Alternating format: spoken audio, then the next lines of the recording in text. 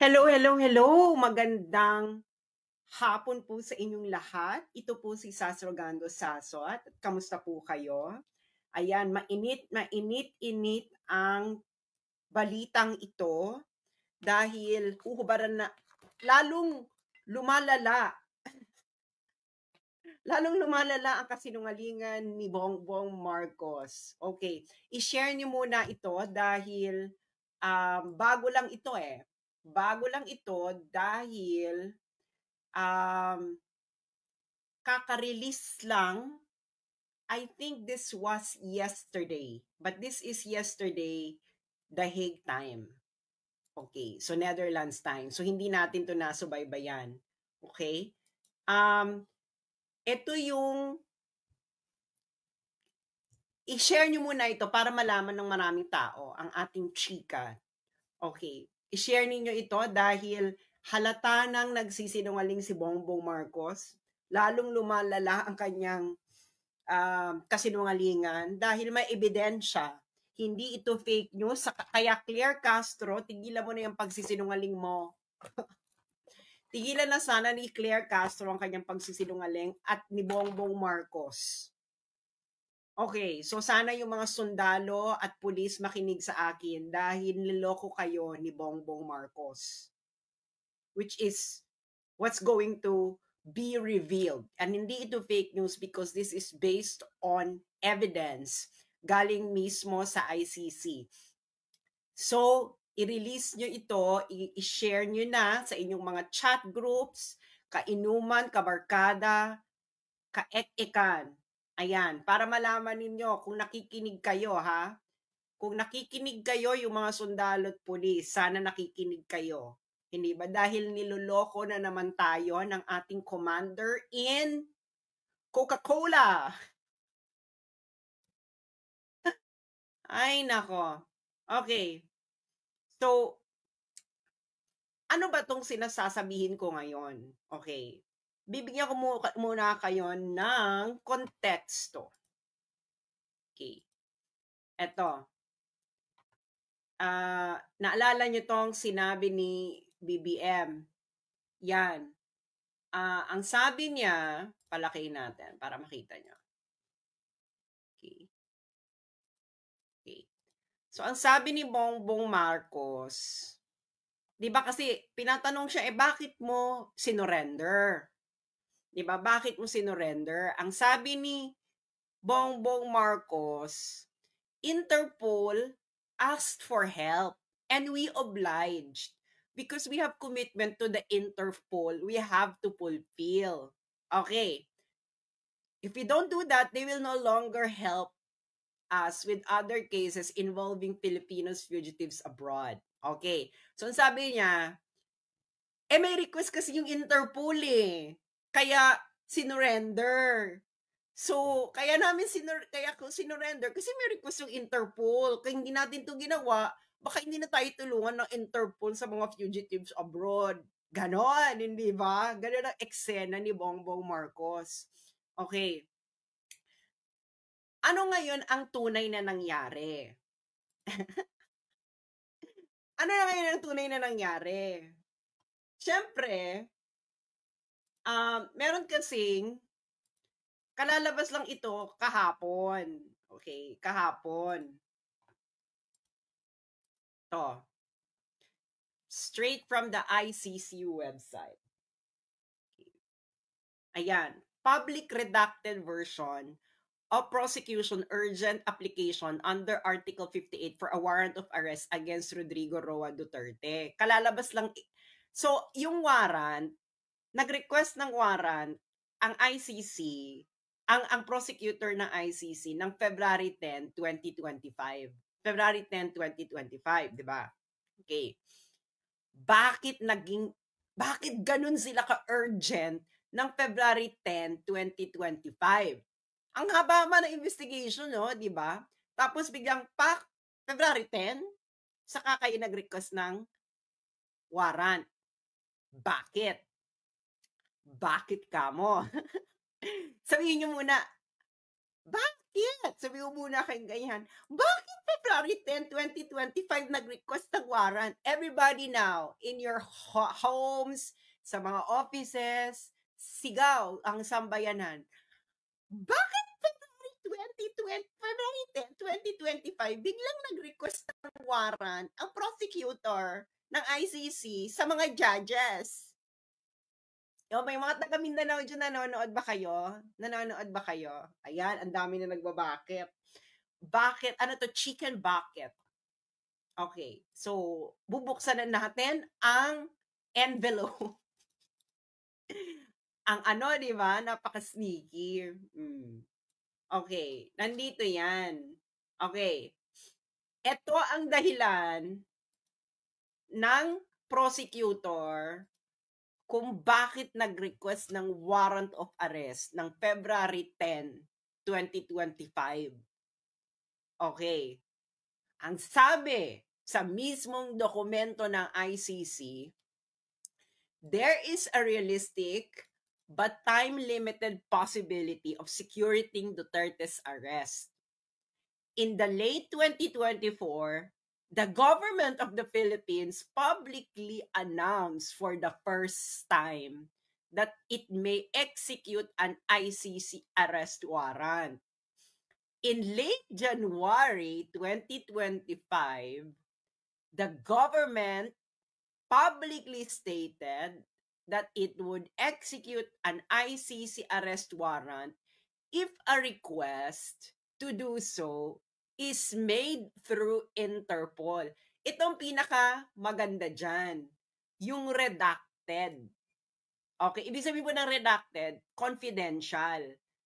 Okay, 570. Ayan confidential. Ito yung niya, may document confidential. Hindi nila nilagay kung ano. You know what, kung ano ito? In the context of this paragraph, it is the government communication to the ICC. Communication ni BBM sa prosecutor. Yes, because yung mga ganyang communications, they are confidential. Okay? Because they are diplomatic correspondence. That's why it is redacted. Sabi ng ICC, okay. So nakita niyo yung reason ng ICC, di ba?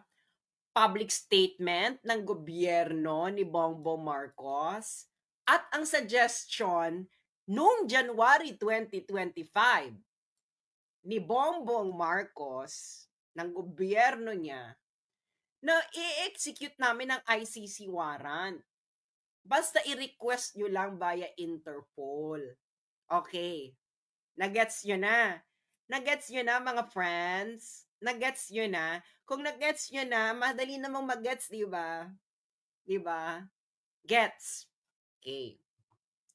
Tapos, after nun, biglang may redacted. Di ba? Kasi kung public announcement yung redacted, hindi mo naman i-redact. Kaya yan ay official government communication to the ICC, kaya redacted. Nagets nyo? Okay? Usually kasi pag diplomatic correspondences na ganyan, redacted yan. Okay? So, niredact nila. Okay. Should this eventuate, the prospects of arresting Duterte will likely disappear. So, ano ibig sabihin yan? Kung mangyari ito, okay, should this eventuate, the prospect of Duterte will likely disappear. Ano yung dito sa redacted? Ano dito yung sa redacted? Magkatabing sentence Ano dito yung sa redacted? Ang sinabi ng ICC na should this eventuate. Ano yung ibig sabihin nun? Ibig sabihin na should eventuate, kung mangyari ito, ang possibility na ma-arrest natin si Duterte ay mawawala. Okay. So may sinabi ang gobyerno ni Bongbong Marcos or anyone, okay, si Bongbong Marcos or whoever, na nandito yan sa redacted. Ngayon nangamba ang ICC doon dito sa nakalagay sa redacted. na kung mangyari yung nakalagay sa redacted, baka hindi na nila ma-arrest si Digong. Ano yung binalaan nyo sa ICC? Bongbong. Na kung mangyari yon, baka hindi na nila ma-aresto si Digong. Ano yan, baka matanggal ka sa pwesto?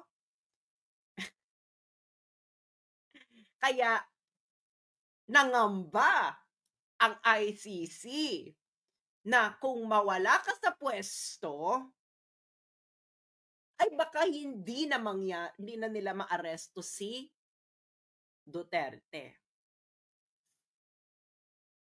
Nagets nyo na? Kaya, isang malaki na namang budolero ang ating commander in Coca-Cola. Kayo nagbigay eh. Kayo, February 10, 2025, nag-apply ng warrant urgent. Bakit urgent? Kasi, kaya urgent, dahil nga, dito sa redacted, kung mangyari itong nakalagay dyan sa confidential information, baka hindi na raw maaresto si Digong. Ano kaya yun? Philippine government. So, you are actively nakikipagsabwatan kayo sa ICC. Okay? Yung sinabi mo, Bongbong,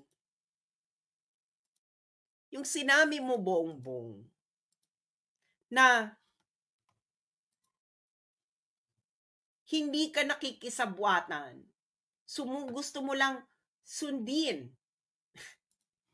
Ipapost ko ulit para for more impact. Yung paeklabo mo na ay hindi. Kasi humingi lang naman ng tulong ang Interpol. Yan ang gusto mong ipahatid sa nasyon, sa mga pulis at mga sundalo, na humingi lang ng tulong ang Interpol. Pero ang buong katotohanan na hindi nyo na maikukubli,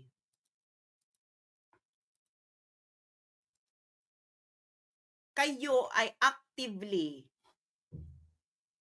nakikipagsabwatan sa ICC. 'Di ba? Interested ako dito kasi hindi ito marireveal kasi this is a confidential information. Itong sa redacted. Okay? Kasi dahil sa redacted na yan, sa official government communication, sa ICC, nangamba ang ICC, ang prosecutor ng ICC. Nako, kung mangyari yung nakalagay sa redacted, baka hindi na natin maaresto si Duterte. Baka nga, nangangamba sila na baka mawala na sa pwesto si Bongbong. At yun yung nakalagay sa redacted. Na maybe there is a possibility na mawawala ka. At kung mawala ka, mawawala na yung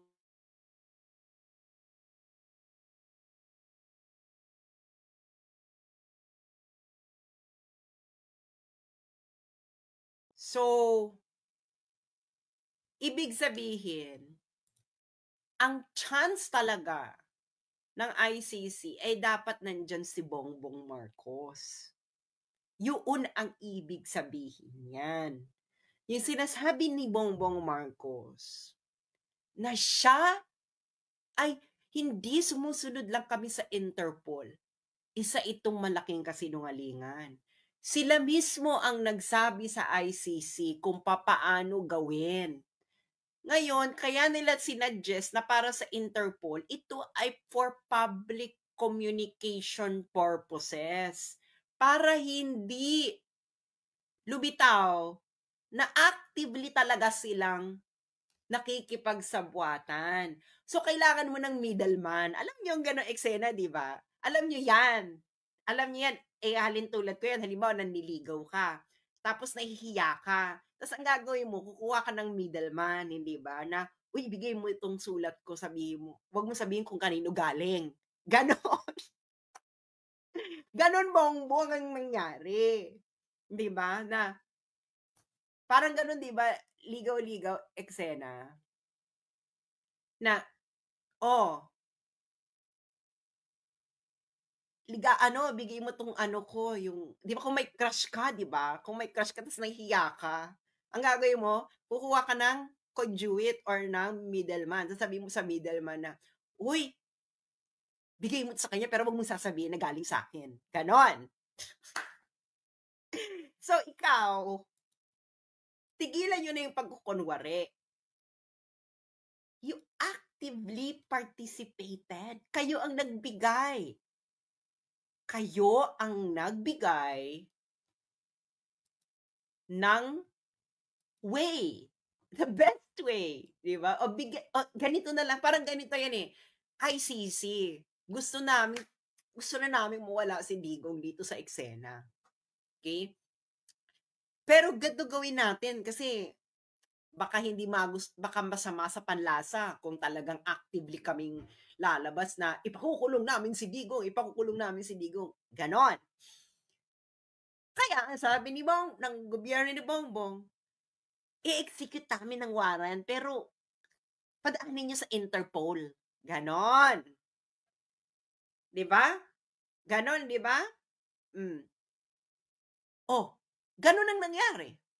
Hindi ba? Kung ano yung sinasabi ni Bongbong, yun din ang nakalagay dito sa ICC document na kaka-release lang kahapon. Na sumusunod lang naman kami sa Interpol. Gago ka ba? Bakit hindi ka susunod? Ikaw nga nag-suggest. Ang gobyerno mo nga ang nag-suggest. Ang gobyerno ni Bongbong Marcos ang nag-suggest sa ICC na padaanin nyo sa Interpol. Ngayon, si Bongbong, sasabihin niya sa nation, nag-request kasi ang Interpol eh. Gag see? Kaya mo tinupad yung request ng Interpol dahil ikaw ang nag-suggest na padaanin sa Interpol, na pag pinadaan sa Interpol, isi-serve ang warrant of arrest. Nag-gets yun na yung plot? Nung hindi pa lumalabas ang document, para siyang twist, di ba? Parang twist sa pelikula. Di ba? Yung parang twist sa pelikula. Nung isang araw, ang nakikita pa lang natin statement niya na, hindi, mga kababayan, nag-request kasi ang Interpol. Alam niyo naman, member tayo ng Interpol, kaya kailangan tayong sumunod. Otherwise, hindi nila tayo pagbibigyan. Biglang may plot twist. Kaya alam nyo, napansin ko kay Bongbong, ang pamilyang ito parating may plot twist. Kaya ako nasasabihin nila, huwag mo na kayo maniniwala, hintayin nyo muna yung plot twist. Para siyang girl, nanonood ba kayo mga Christopher Nolan films? Yung Inception, Interstellar, yung mga ganyan ba, yung mga ni Chris Nolan, di ba ang hilig ni Christopher Nolan sa plot twist? Parang ganyan ang pelikula ngayon. May plot twist, hindi ba? So, gobyerno mo, Bongbong, ang actively nagsasuggest sa ICC. At ito talaga, interested ako dito sa redacted. Bakit? Kasi kung mangyari yung nakalagay sa redacted, baka daw hindi na nila maaresto si Digong ng ICC.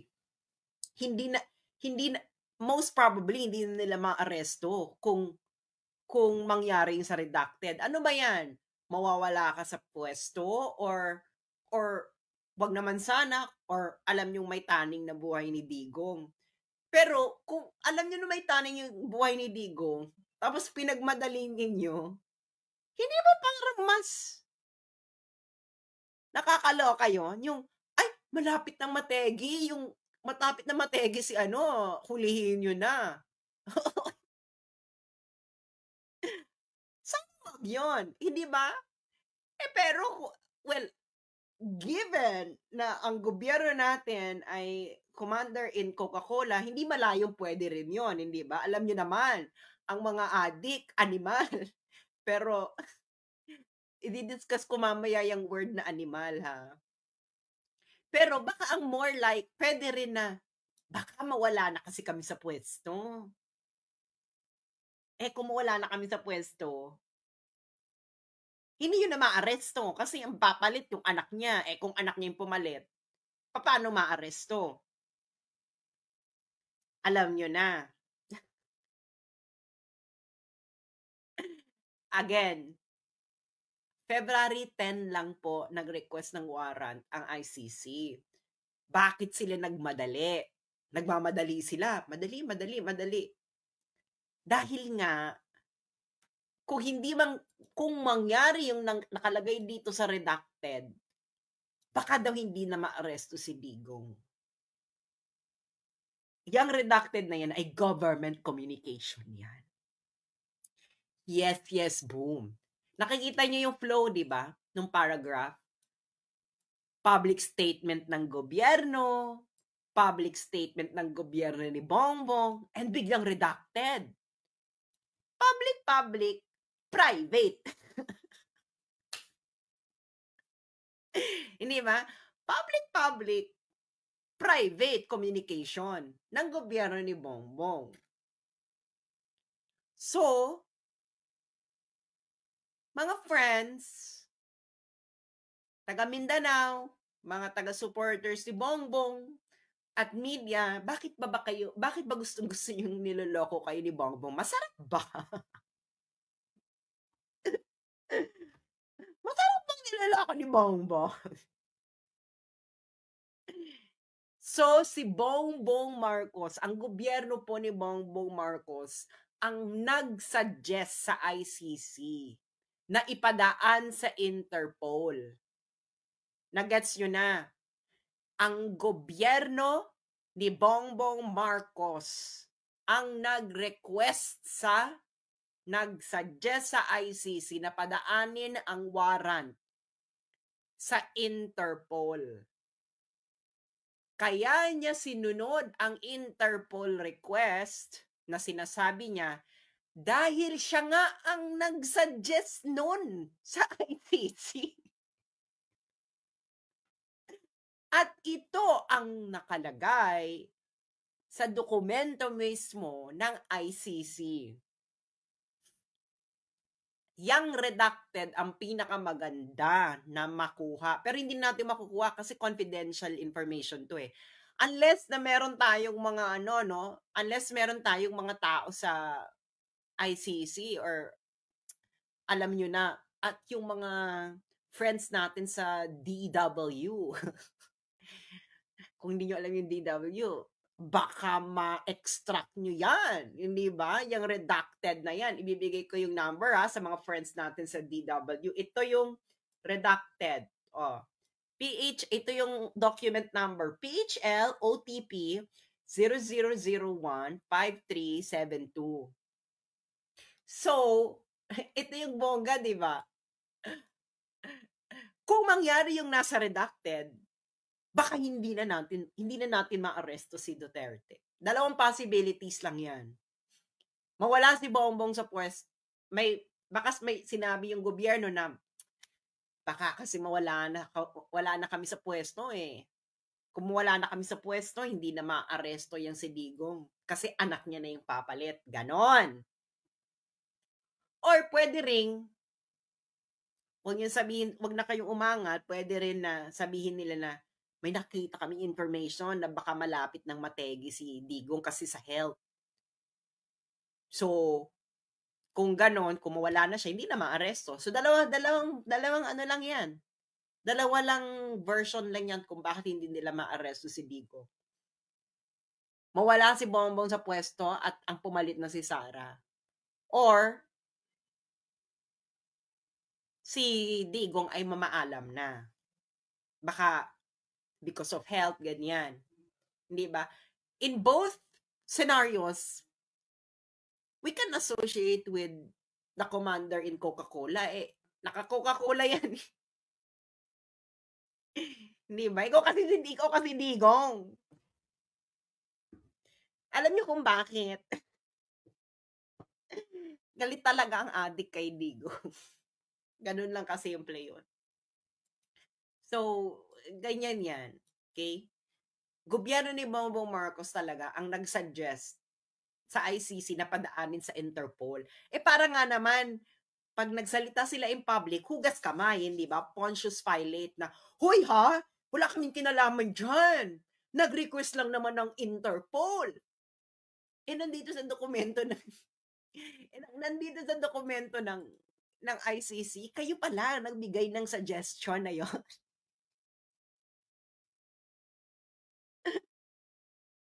Di ba? Huy ha? Mga kababayan. Mga kababayan, hindi kami nag-surrender, nag-request lang ang Interpol.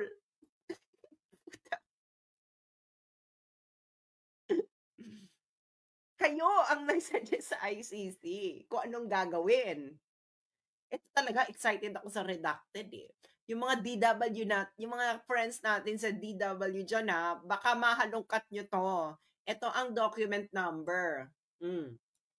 PHLOTP 00015372. Confidential document yan. So, official government communication. Yan, di ba? So, kasi dito, ang urgent request nila nakabase sa sinabi ng gobyerno ng Pilipinas. Noong 2024, noong 2025, and of course, before February 10, 2025. Pero ito redacted, confidential communication yan ng gobyerno. Na sinabi doon is, friends, alam naman nating pareho nating gustong mawala si Digong. Friends in ICC, gusto natin pareho mawala si Digong, ganyan. Gawin nyo na, nandito pa kami sa pwesto kasi baka mawala na kami. Diba? Kasi may namumuong intertropical convergence zones within Philippine Area of Responsibility. Baka pag nangyari yan, baka mawala na, hindi nyo na maaresto si Digong. Or pwede ring, palagi siguro ito mangyari kasi mas madaling maaresto nila si Digong. Pwede rin siguro kung magkaroon ng gera boom boom. Mas madali kasi maaresto si Digong kung may gera boom boom kasi martial law yun eh. State of emergency yun. Di mas madaling maaresto. Nandun ka pa rin. So malamang dalawa yung dahilan kung bakit pinagmamadali. Either baka malapit ng mategi boom boom si PRRD kasi nga matanda na. Let's just admit it. Baka may nalaman silang ganon. Or baka nangangamba sila na mawala sila sa pwesto, yung sina Bongbong. Siyempre, nagpanik ang ICC kung ano man yung nakalagay sa redacted. Shit, kung mawala na si Bongbong, hindi na natin makukuha yan si Digong kasi anak niya na yung papalit. Or, naku, kung mategi na si Digong, hindi na natin makukuha yan. Wala na tayong pang press release na meron ba palang silbi ang ICC. Ganyan. Kasi friends, ngayon, nanganganib ngayon ang ICC kung may silbi pa siya. Hindi ba? So talagang the stars aligned, the stars of the ICC and Bongbong Marcos aligned. Alam nyo na, yung isa, Bongbong, tanggalin na yan dito si Digong. Ipa-ICC na natin. Yun ang best way kay Digong na tanggalin si Digong. Well, there are two things that Digong want to do. pwede niyang ininoy si PRRD or let the ICC handle the problem. Ganon. Nagigets ninyo? Ngayon, ano ni Bongbong, let's ICC handle the problem. O, sabihin natin, aarestuhin natin, pero padaanin nila sa Interpol. Ganyan. So, ngayon, ano kayo ngayon? Sumunod lang sa request ng ICC? Sumunod nga kayo kasi yun nga yung suggestion nyo. Hindi ba? Okay, so basahin natin ang ibang nilalaman nitong reason ng ICC prosecutor kung bakit sila humihiling na warrant. O ito. Third, ito yung mga dahilan nila ng kanilang Third, during his presidential campaign, Duterte announced his intention to implement the common plan nationwide if elected. Yung common plan na ito yung common plan on how to eradicate the drug problem. Promising to eradicate criminality within 6 months by emerute criminals, Duterte and his co-perpetrators prepared and coordinated so as to immediately ready for this eventuality. Such that on the very same day, Duterte appointed co-perpetrator. I think this is De La Rosa. So, De La Rosa, you might be next. In advance of his inauguration, told redacted, this is De La Rosa. Okay. Now,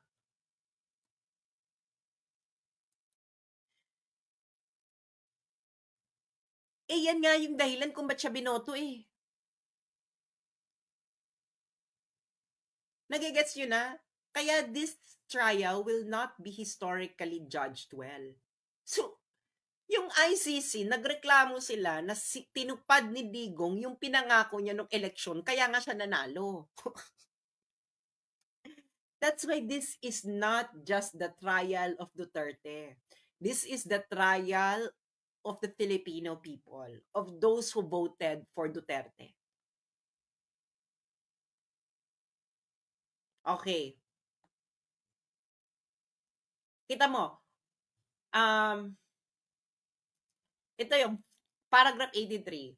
Fourth, throughout its presidency, Duterte and other high-level officials in administration repeatedly confirmed the existence and scope of the common plan. Yung common plan, yung eradication, through their public statements, which both expressly outlined the plan and endorsed or supported the killings. For example, in a speech to self-confessed drug addicts in Bacolod City, De La Rosa told them to kill the drug lords and burn their houses for having made them addicted to shabu.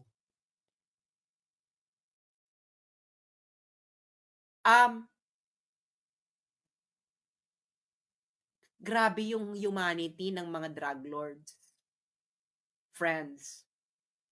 Naawa ako sa mga drug lords sa sinabi na to ni De La Rosa. Senator, ikaw pala mali Oh, ito ano pala yan? Crimes against humanity. Oh. Yung sinabi mo pala, De La Rosa, is crimes against humanity. Oh. Yung sinabi ni De La Rosa, isa ito sa mga basihan ng crimes against humanity, emerald. Yung kill drug lords and burn their houses for having made them addicted to shabu.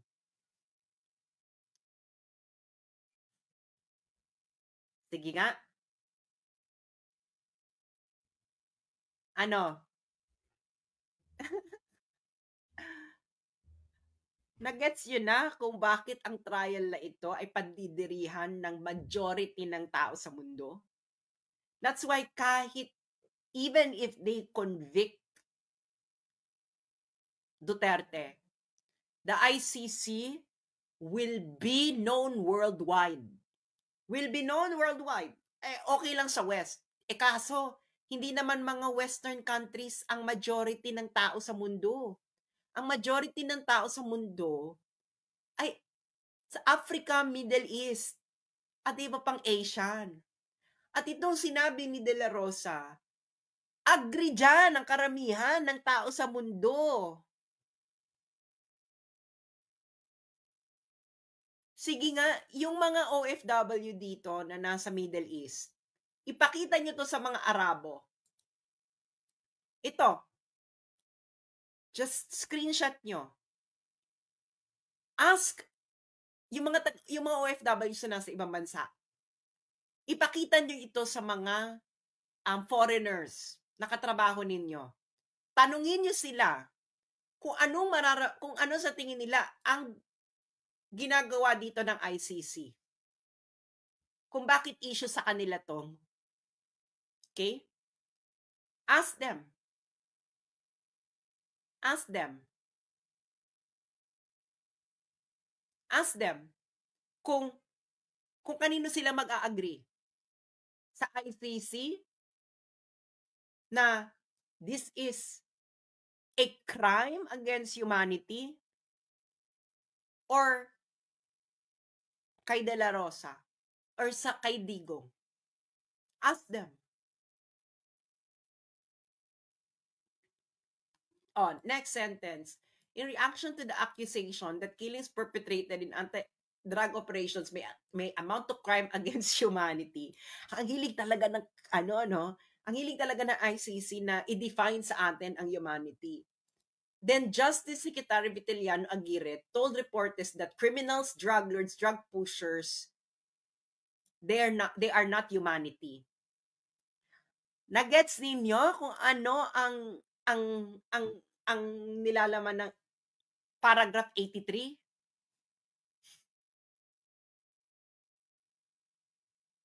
Diba? Nagets ninyo itong paragraph 83?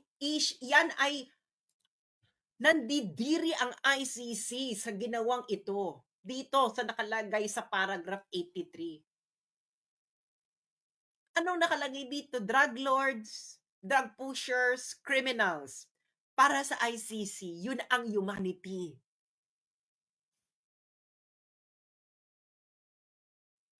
For the ICC, the humanity are drug lords, drug pushers, and criminals.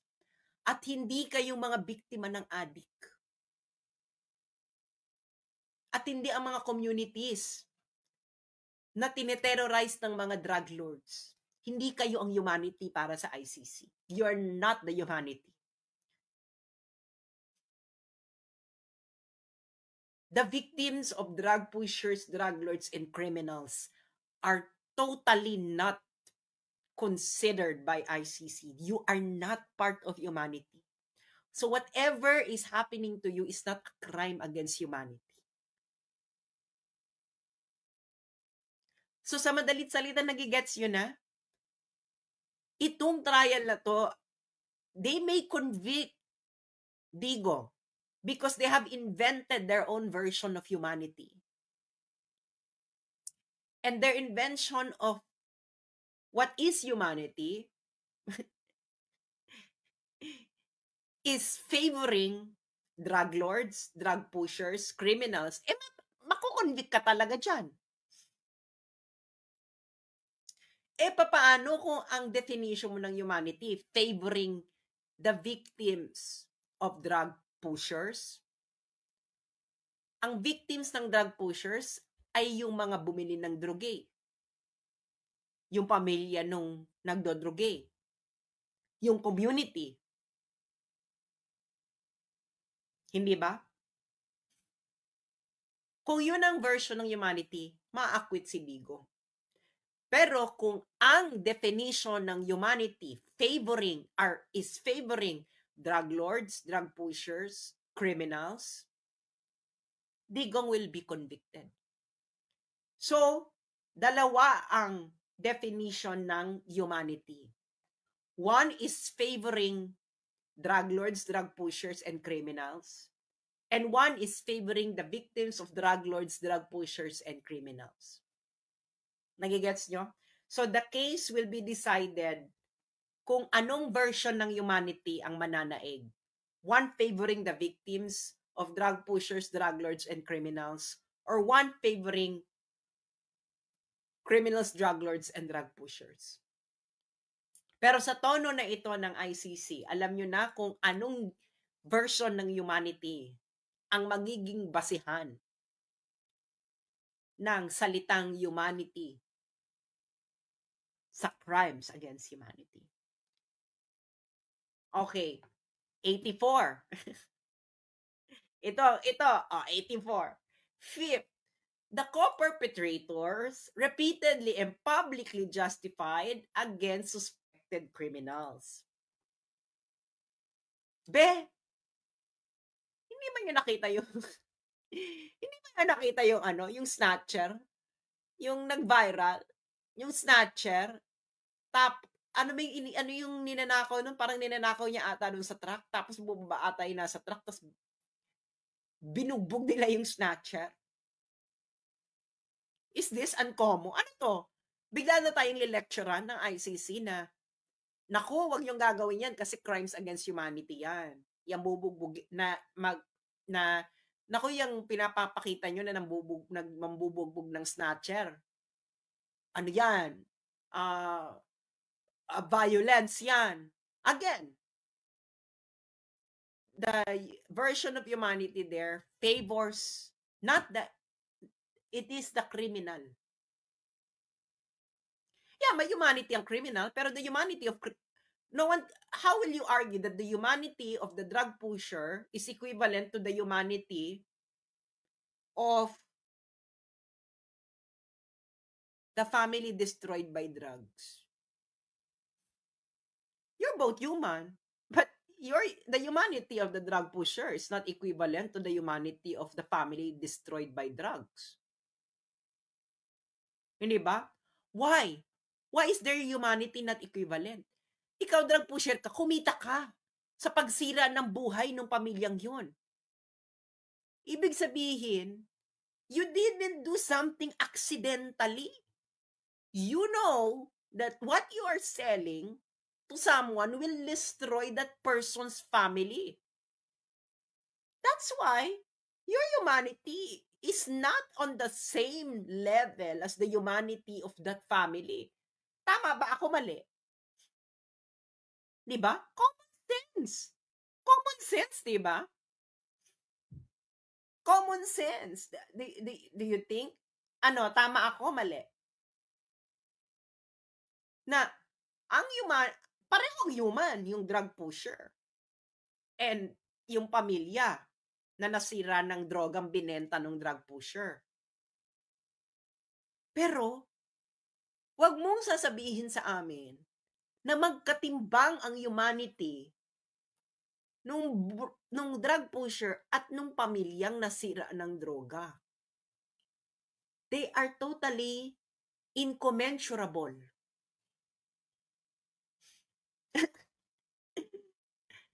Maniniwala lang kami sa inyo na magkatimbang ang humanity ng drug pusher at nung pamilyang nasira ng droga kung ang ICC ay mag-request ng witnesses from the families destroyed by drugs. Kung wala yan, then you know now kung anong version ng humanity ang basihan ng crimes against humanity ng ICC. Gets yun na? Okay, tuloy natin. So Duterte asserted that drug dealers were destroying our children, linked drug personalities to violent crime, often rape, and said that shabu shrinks the brain such that users cannot be rehabilitated. Okay. Sinong pamilya ang hindi magsasabi nito na sinong tatay? Anyone? Any magulang na hindi jojombagin yung nagbenta ng droga dun sa anak nila? Sino? Taas nyo ang kamay nyo na hindi nyo jojombagin yung nagbenta ng droga sa anak ninyo. Sino? Meron dito? Meron? Sa inyong mga pulis at sundalong nakikinig sa akin ngayon, meron sa inyo? Sino sa inyo na nakikinig sa akin, mga pulis at sundalo, makinig kayo. Anyone among you na hindi nyo jujombagin ang drug pusher na nagbenta ng droga sa anak ninyo? Or barkada ng anak ninyo na pinajaming ang anak ninyo sa droga? Hindi nyo bubugbugin? Wala? Hindi nyo jujombagin? Sino? Mag-ano tayo, survey. Ilan sa Pilipino ang hindi jujombagin ang underkabarkada ng anak nila na inidyok na magdruge ang anak nila? Or pusher na nagbenta ng droga sa anak nila? Ilan? Ilan sa inyo? Ay, yung iba nga dyan talaga, hindi lang jombag eh. Aminin nyo yan. Ilan? Wala. Sino? Gusto ko talaga i-address yung mga sundalo at pulis. Ilan sa inyo, mga sundalo at pulis, na hindi nyo jujombagin, na hindi nyo malang kukwelyuhan? Hindi nyo malang pipingutin? Hindi man lang kayo makakasapak?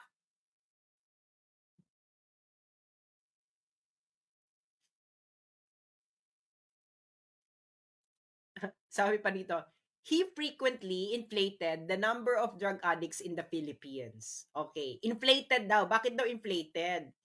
Kasi daw, sa survey naman daw kasi ng Dangerous Drug Board, 1.8 million drug users lang naman daw ang sa Philippines. Pero sabi daw ni Duterte, 3 or 4 million. Does it make a difference if the number of drug users are 1.8 million or 3 or 4 million? 1.8 million means that it is already a monstrous epidemic. Yung COVID nga, ilan lang yung na-infect sa Pilipinas. Naloloka na tayo. Droga today. 1.8 million nagdadroga. Nagiget yun na yung kahukangan nito? Ha? Okay, i-explain ko sa inyo I-explain ko sa inyo. Nung COVID, wala pang 1.8 million. Naloka na tayo. 'Di ba? O isarado lahat, 'di ba? O ikulong lahat sa bahay, ganyan. Yung may COVID, kung may COVID ka, hindi ka naman nagiging violente, baka kahawa ka lang, hindi ba? Ganyan.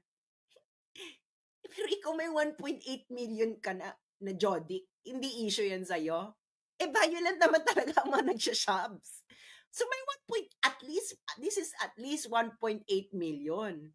Hindi ba? At yung ICC judges pa, halatang walang alam sa math. Ang survey na yan, may confidence interval. So, inflated kasi sa survey, 1.8 million. Gagdi ka ba? At least 1.8 million yung umamin.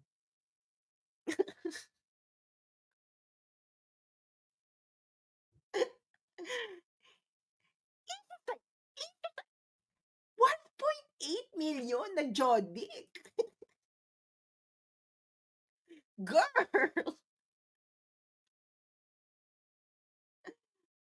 1.8 million. That's like, kung sabihin natin yan, half niyan ay pamilya, ay one Jodic per family. Yan. That's 1.8 million families in the Philippines. Tapos, issue sa'yo. Issue sa ICC na hindi in-inflate niya, hindi naman 3 or 4 million, 1.8 lang.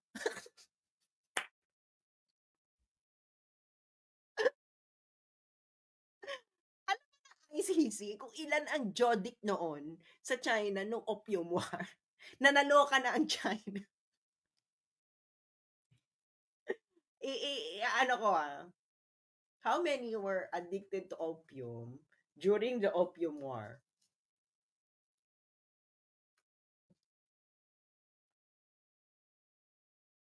Okay. Baka kasi ang gusto ng ICC, maging Opium War levels. Para talagang justified. Kasi nung Opium War level, alam nyo, kaya galit ito ang rason kung bakit talaga dito sa China talaga. Kaya kami dito sa school, sa university, pinapipirma kami na bawal kami makipagbarkada, bawal kami makipagbarkada sa Jodic. Nung, eto 30%. So 30% ng population no, ng China na Jodic sa opium. Kaya naloka ang China. At alam niyo kung sino ang nagbebenta ng opium no sa China. Dahil nga lucrative 90 million Jodic, hindi ba? Lucrative. Ilan ba yung 1.8 million? Ilan ang population natin noong 2016? 2016 population, Philippines. 1.6. Okay. 1.8. Di ba?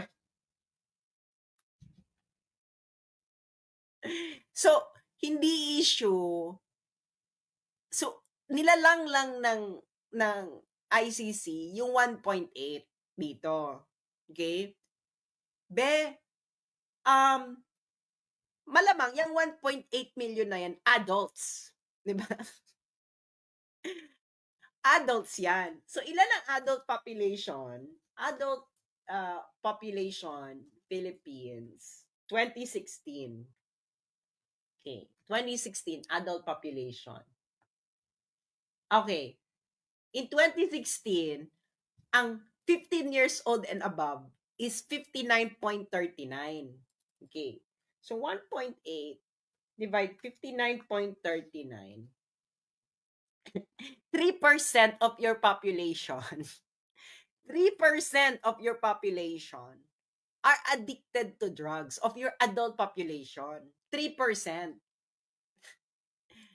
So, ang sabi ko nga sa inyo, nung Opium War, 30% na ng population ng China addicted sa opium dahil at ang mga nagbebenta diyan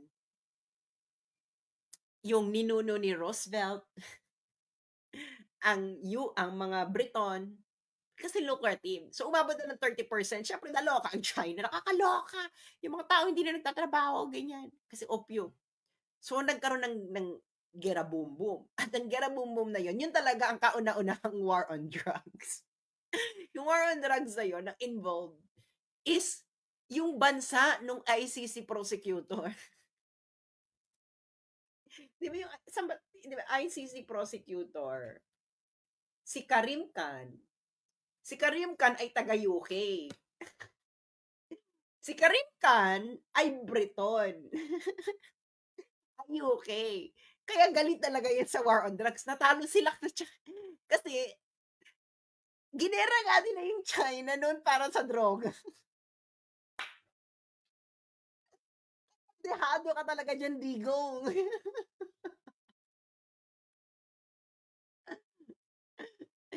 Si Karim Khan ay Briton, taga UK. Yung UK, ginera ang China nung 19th century dahil ayaw na ng China ang drugi, di ba? So, naimbyar na ang UK. Ayaw nyo Ayaw nyo na kaming pagbentahin ng drugi dyan sa China. Ginera ng UK ang China. Mahina ang China. Paano ka hindi magiging mahina? 30% ng population mo naka-opium. Alam niyo yung opium? Kung ano nangyayari ngayon sa US, yung parang zombie-zombie, gano'n. So, can you imagine, 30% ng population mo is parang zombie-zombie na. Matatalo ka talaga sa gera. Di ba? Natalo sa gera ang China. Yun talaga ang original war on drugs. Na nilaunch ng, actually, hindi yun ang war on drugs. That is war for drugs. Na ginawa ng UK na bansa ng ICC prosecutor. Okay. So ngayon, natalo, di ba? Kaya yung Hong Kong, napunta sa UK. Nag-gets na yung story ng Hong Kong. Natalo dahil sa war for drugs ng UK laban sa China. Kaya yung China talaga yan. Pag droge, talagang may trauma na ang China sa droge. Can you imagine? Kamunti ka nang mawasak ang for the first time sa China. Sa buhay niya, siguro for the first time, nangamba sila talagang mawawarak talaga ang China ng bonggang-bongga. Okay. Ngayon, 30% ng population. So tayo, yung 1.8, parang hindi problema sa ICC na may 1.8 million addicts sa Pilipinas. Sabi nila, 1.8 million lang naman ang addict sa inyo. Hindi naman, mali naman si Digong, hindi 3 or 4 million addict. Does it mean anything?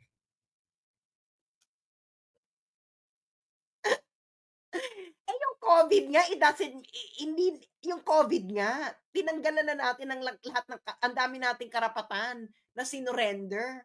Ilan lang, kahit ilan pa lang may COVID dun sa atin. Tapos ito, 1.8 million lang naman ng Jodic sa inyo. Bakit naman kayo naninikil ng karapatan?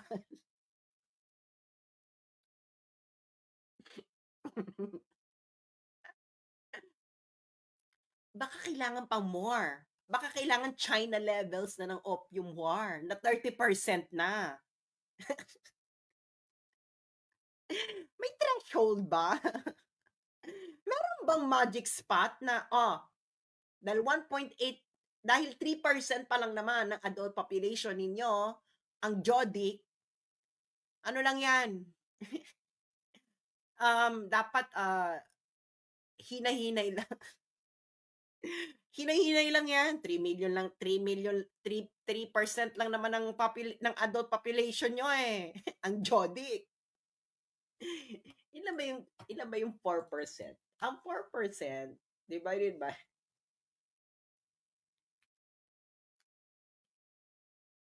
ang 4% is 7.9. Bex, 3% yung 1.8.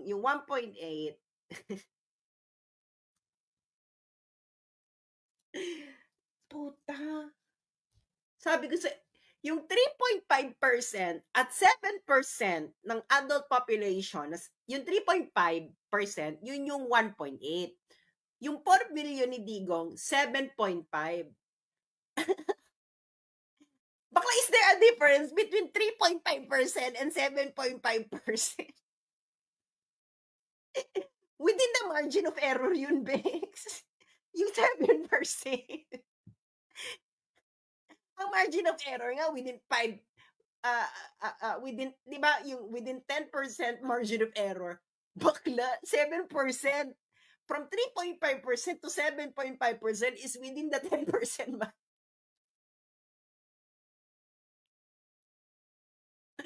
That's why I'm telling you,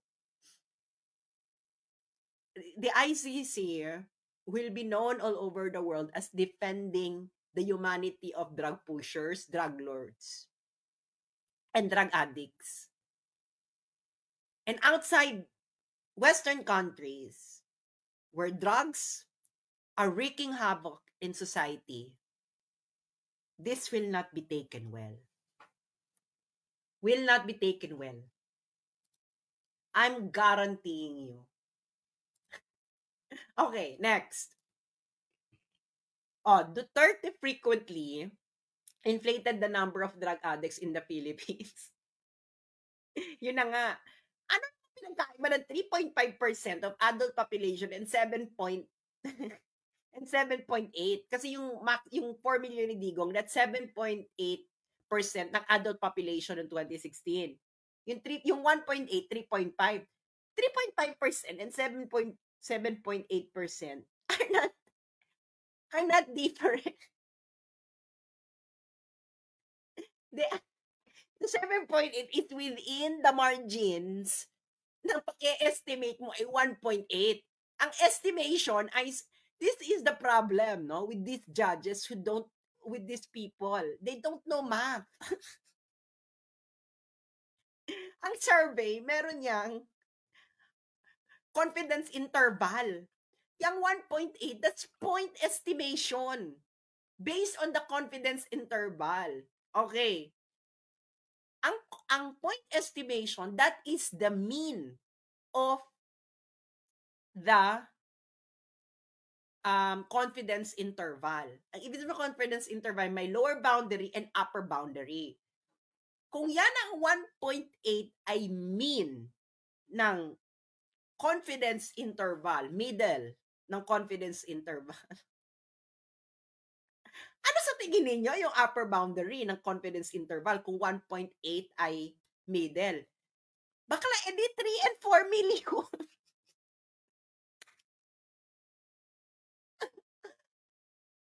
This is the problem with people who don't understand math. Do you understand? My God, makukonvict pa si Digong because they don't understand math.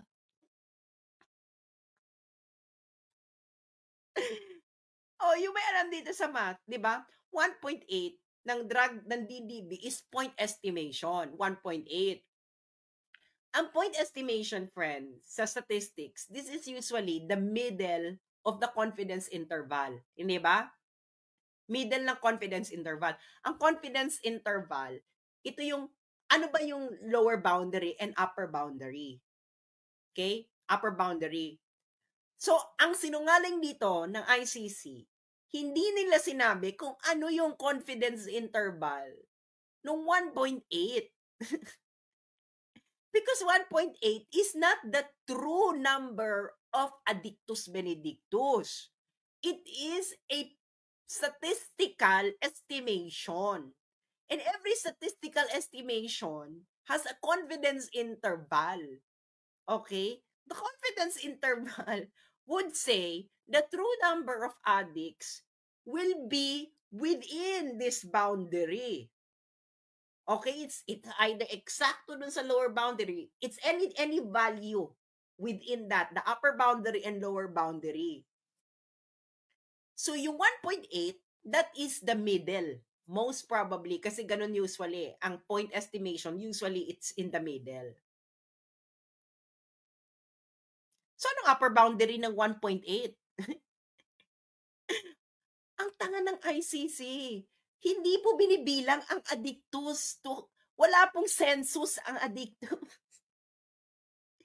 Yan, may census na para malaman mo yung eksaktong number na, okay, lahat ng addictus benedictus, pupunta ka ng bahay-bahay, addictus benedictus.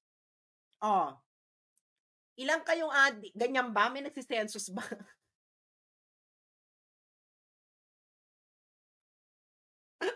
That's why I'm telling you, ICC will be tagged in history for this case as defending drug pushers, drug addicts, and drug lords. This will not be taken well by a lot of countries. At baka marami pang umalis. Kasi if they're not gonna have a crackdown, kasi pag malaki ang at stake dito, if Duterte gets convicted, at ganito pala kabilis ang process na madadala ka sa The Hague at Netherlands, walang matinong bansa ang gustong danasin yung madadanas ni Digong. Because every country would like to have a violent crackdown on droge, except some countries in Europe. Dahil ang mga politicians sa Europe, mga addictos.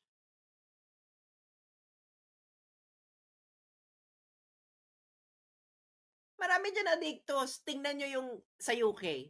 Nakakaloka yung, ano pa to, conservative party yung party nila bahay-bahay, ang daming traces ng Coca-Cola. Saka yung maraming addictus. Kasi nga liberal, addictus. They would.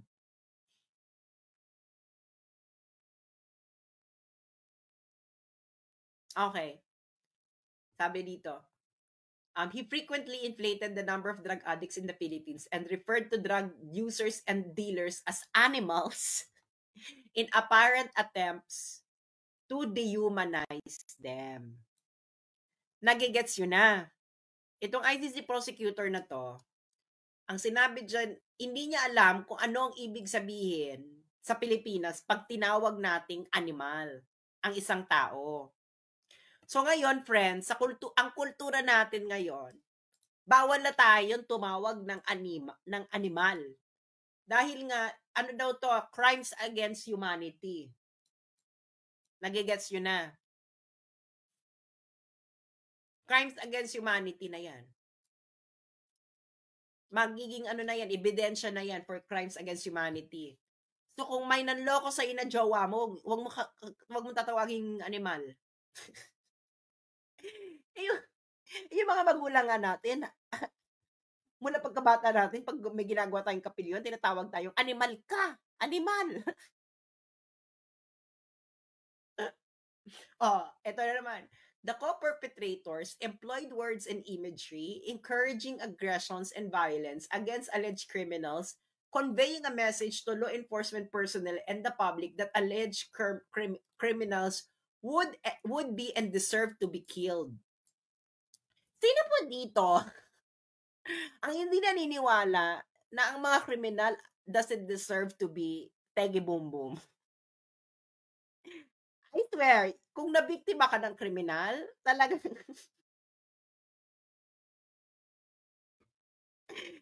in short, mga kababayan,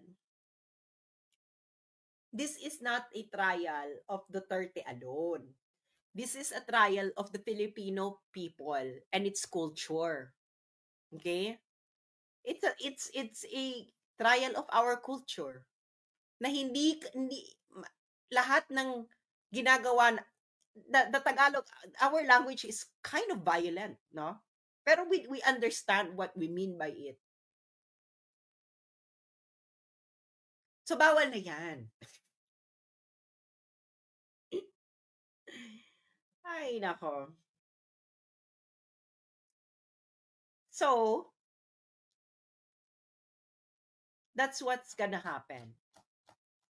So, in short, Bongbong, kayo ang nag-suggest sa ICC na padaanin sa Interpol. Okay? That's in paragraph 112. It is your government. So, stop pulling Filipinos. Pwede mo naman sabihin ikaw pinahuli mo, ganyan. Pero hindi mo sabihin nag-request kasi ang Interpol. You suggested to ICC what to do in order for the Philippines to do the arrest. Ibig sabihin, you actively collaborated. Yan ang katotohanan as evidenced by what the ICC prosecutor said. Thank you everyone, and wag tayong magpapabudol. Muli. This is for the motherland.